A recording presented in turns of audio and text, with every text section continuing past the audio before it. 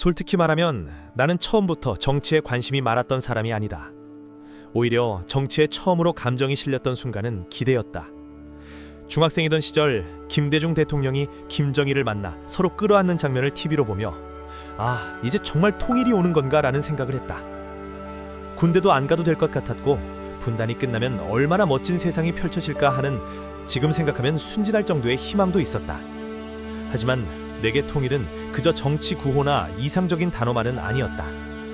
우리 외할아버지는 실향민이셨다. 전쟁 통해 고향을 떠나 내려왔고 그 이후로 북에 남겨둔 가족을 단 한 번도 다시 만나지 못했다.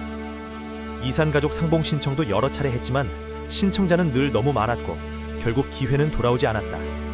뉴스에서 남북 정상의 포옹 장면이 나올 때마다 누군가는 감동을 이야기했지만 우리 집은 늘 조용했다. 그 장면들이 실향민의 삶을 바꾸지 못한다는 걸 이미 알고 있었기 때문이다. 그리고 시간이 흐르는 동안 통일은 오지 않았다. 오히려 북한은 핵을 개발했고 지금은 사실상 핵무력을 보유한 채 대한민국을 지속적으로 위협하고 있다.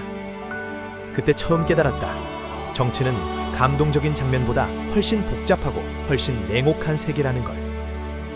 선동과 거리 정치에 대한 불신. 정치에 대한 의문이 본격적으로 생긴 건 이명박 정부 시절이었다. 광우병 논란으로 사회는 극심하게 갈라졌고 거리 시위는 일상이 됐다. 나 역시 그 흐름 속에 있었다. 미국산 소고기가 들어오면 광우병에 걸린다는 이야기를 그대로 믿었다. 시간이 흘렀지만 당시 우려했던 광우병 사태는 현실이 되지 않았다. 그때 시위에 앞장섰던 사람들 역시 지금은 미국산 소고기를 아무렇지 않게 먹고 있다. 그 과정에서 당시 야권 정치인이던 문재인이 강하게 거리 시위에 참여하는 모습을 보며 나는 이런 질문을 하게 됐다. 정치는 국회에서 하는 게 맞지 않을까? 공포와 분노를 키워 압박하는 방식이 과연 책임 있는 정치일까? 물론 시위와 항의는 민주주의의 중요한 요소다. 하지만 공포를 과장하고 감정을 동원하는 정치에는 그때부터 분명한 거부감이 생기기 시작했다.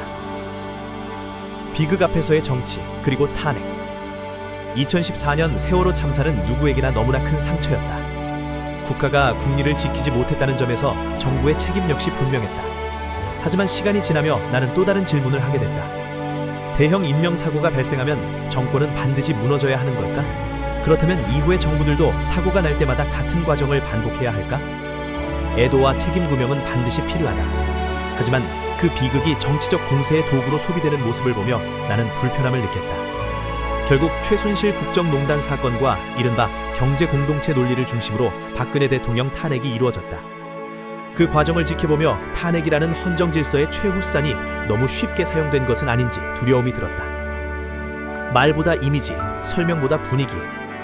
2017년 대선 토론을 보며 나는 솔직히 큰 충격을 받았다. 명확한 답변보다는 얼버무리는 화법, 원칙보다는 감성에 기대는 태도.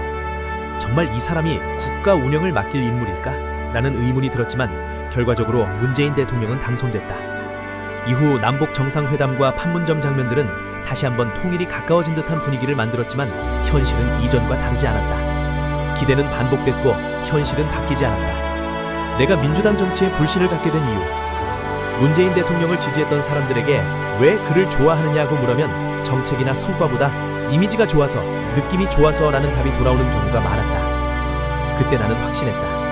이 정당의 정치 방식은 논리보다 감정에, 책임보다 프레임에, 해결보다 동원에 더 가까워 보였다는 생각이었다. 이후에도 사회적 비극이 발생할 때마다 문제 해결보다 정쟁이 먼저 시작되는 모습을 보며 내 생각은 더욱 굳어졌다.